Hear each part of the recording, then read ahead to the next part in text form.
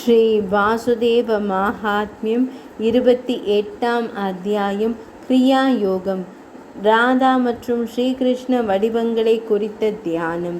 குறிப்பு: ராதா மற்றும் ஸ்ரீகிருஷ்ண தெய்வங்களை வழிபடும் உண்மையான நடைமுறை இந்த அத்தியாயத்தில் விவரிக்கப்பட்டுள்ளது. ஸ்ரீ நாராயணர் கூறினார், தண்ணீரை அருந்தி மூச்சை கட்டுப்படுத்தி பிரணவத்துடன் கூடிய பூர் போன்றவற்றுடன் பயிற்சி செய்த பிறகு ஒரு அமைதியான மனதுடன் ஒருவர் தனக்கு விருப்பமான தெய்வங்களுக்கு வணங்கி நேரம், திதி போன்றவை மற்றும் வழிபாட்டு இடத்தை அறிவிக்க வேண்டும்.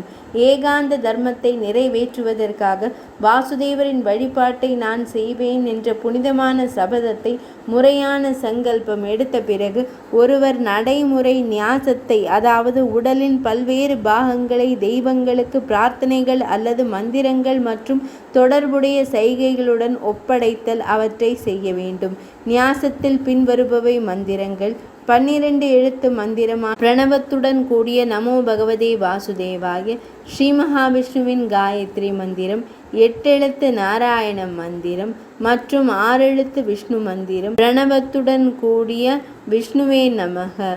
இவை இருமுறை பிறந்த சாதியினருக்கு பரிந்துரைக்கப்பட்டுள்ளன. மற்றவற்றிற்கு 3 இங்கே கொடுக்கப்பட்டுள்ளன. 8 எழுத்து வாசுதேவ மந்திரம், 5 எழுத்து ஹரி மந்திரம், 6 எழுத்துக்கள் கொண்ட கேசவ மந்திரம், அதாவது கேசவாய நமக, ஹரையே நமக. இவை நியாசத்திற்கும் ஹோமத்திற்கும் நெருப்பிற்கு செய்யும் யாகங்கள் அங்கீகரிக்கப்பட்டுள்ளன. ஒருவர் தனது சொந்த உடலின் பல்வேறு பகுதிகளில் நியாசம் செய்வது போல குறிப்பிட்ட மந்திரங்களை உச்சரிப்பதன் மூலம் குறிப்பிட்ட மந்திரங்களை உச்சரிக்கும் பொழுது அனைத்து நியாசங்களும் ஸ்ரீ மகாவிஷ்ணுவின் சிலையின் பல்வேறு பகுதிகளில் செய்யப்பட வேண்டும். பின்னர் ஒருவர் சிலையை சுத்தமான துணியால் துடைக்க வேண்டும். நீர் குடத்தை இடது பக்கத்தில் வைத்து அங்குள்ள அனைத்து தீர்த்தங்களையும், புனித இடங்கள், ஆறுகள் வேண்டி சந்தன குழம்பு, மலர்கள் போன்ற வழிபாட்டு பொருள்களால் அதை வணங்க வேண்டும். வணங்கப்படும் குடத்திலிருந்து தண்ணீரை வழிபாட்டு பொருள்களிலும் தனது சொந்த நபரின் மீதும் தெளித்த பிறகு சங்கு மற்றும் மணியை வணங்கிய பிறகு பூதங்களை, அதாவது உடலை உருவாக்கும் கூறுகள் சுத்திகரிக்க வேண்டும். உள் பாவ உடலை உள் நெருப்பு மற்றும் காற்றால் எரித்த பிறகு ஒருவரின் தோரணை நிலையாக இருந்து பிரம்மனுடன் தனது தூய சுயத்தின் அடையாளத்தை குறித்து சிந்திக்க வேண்டும். பின்னர் மூச்சை கட்டுப்படுத்தி ஒருமுகப்படுத்தப்பட்ட மனதுடன் ஒருவரின் இதயத்தில் அழியாத பிரம்மத்தின் வடிவமான பகவான் ஸ்ரீ ராதா கிருஷ்ணரை தியானிக்க வேண்டும். தொப்புளில் உள்ள தாமரை, அதாவது யோக பின்னல் கதலி மரம் வாழை மரம் பூவை போல தொங்கும் நிலையில் உள்ளது. அபானா எனப்படும் உயிர் காற்றை பிரதிபலித்து பிராணா எனப்படும் உயிர் காற்றோடு அதை இணைக்க வேண்டும். தாமரையின் வெற்று தண்டில் உயிர் சுவாசம் மேல் நோக்கி செல்லும் உள் பஞ்சம் குண்டலினியில் பாதை கொண்டு வந்த பிறகு அந்த தாமரையை அதனுடன் மூச்சு மேல் நோக்கி இழுக்க வேண்டும். உரத்த ஒலி எழுப்பி அது இதயம் ஹிருத்கமலம் என்று அழைக்கப்படுகிறது. அவ்வாறு செல்கிறது. அது அங்கே முழுமையாக மலர்ந்து இதயத்தின் குழியில் பிரகாசமாக விரிவடைகிறது. அந்த வானத்தில் ஊடுருவி செல்லும் ஒளி திரளில் மிகவும் அழகானவரும் சிறந்தவருமான ராதிகாவின் இறைவனான பகவான் ஸ்ரீ கிருஷ்ணரை தியானிக்க வேண்டும். அமர்ந்திருக்கும் அல்லது நிற்கும் நிலையில் இருக்கும் சித் உயிரூட்டும் கொள்கையால் உருவாக்கப்பட்ட அந்த தெய்வீக ஆளுமையை தியானிக்க வேண்டும்.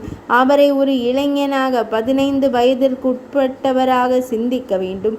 10 மில்லியன் அன்பான கடவுள்களைப் போல அழகானவர், அவர்களின் குவிந்த அழகை கொண்டவர், பொருத்தமான அழகு நிறைந்த தெய்வீக பாதங்களால் வகைப்படுத்தப்படுவார். அவரது உடல் இலையுதிர் கால சந்திரனை போல தூய்மையானது மற்றும் வசீகரமானது. அவரது 2 திருக்கரங்கள் நீளமானது மற்றும் அழகானவை. அவரது தாமரை பாதங்கள் சிவப்பு மென்மையான உள்ளங்கால்கள் மற்றும் அழகான கால் விரல்கள் சந்திரனின் பிறை வெட்கப்படுத்தி அவரது நகங்களின் முக்கிய சிவப்பு பிரகாசமான பிரகாசம், அழகான 2 கால்கள், கணுக்கால் மற்றும் ஹம்சகங்கள் அன்னம் கால் வடிவ கால் ஆபரணம் அணிந்திருந்தன. நன்கு வட்டமான 2 கன்றுகளுடன் சமச்சீர் முழங்கால்கள் மற்றும் தொடைகளுடன் அழகான இடுப்புடன் மஞ்சள் நிற ஆடையுடன் சிறந்த நகைகளால் ஆன கச்சையால் கட்டப்பட்டுள்ளது.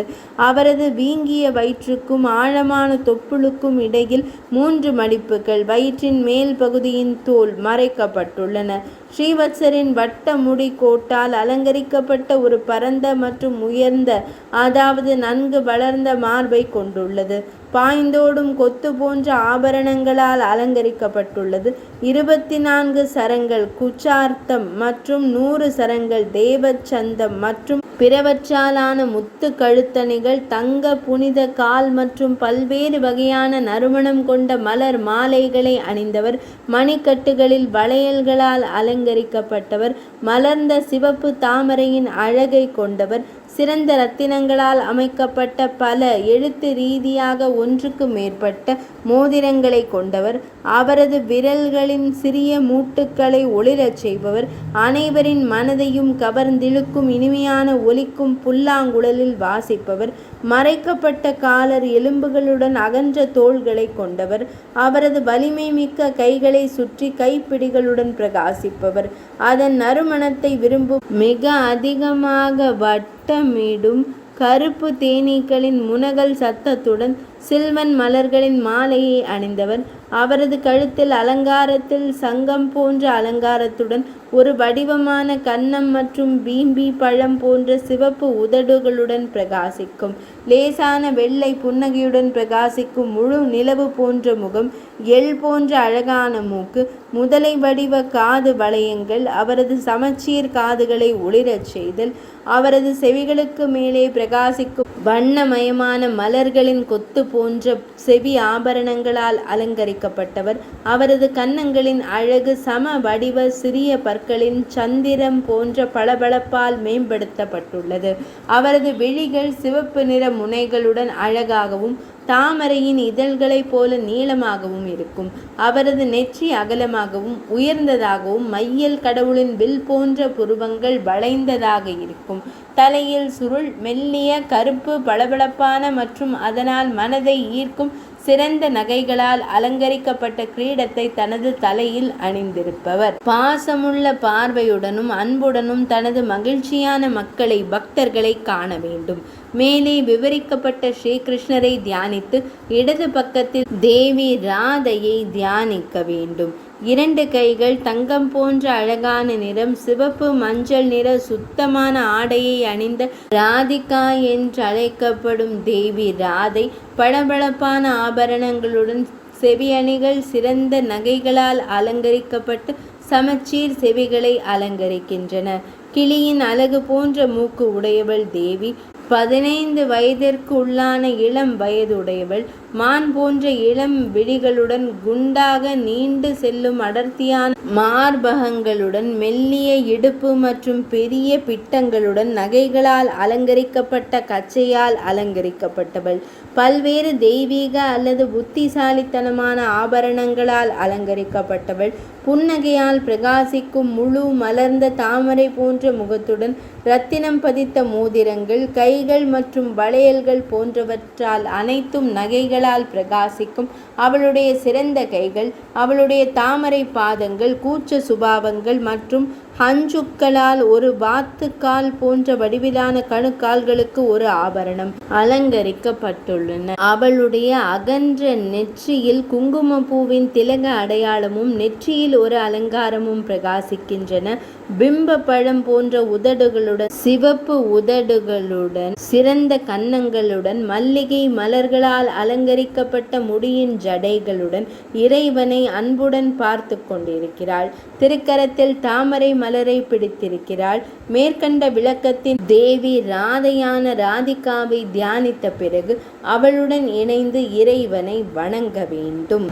28ஆம் அத்தியாயம் நிறைவடைந்தது.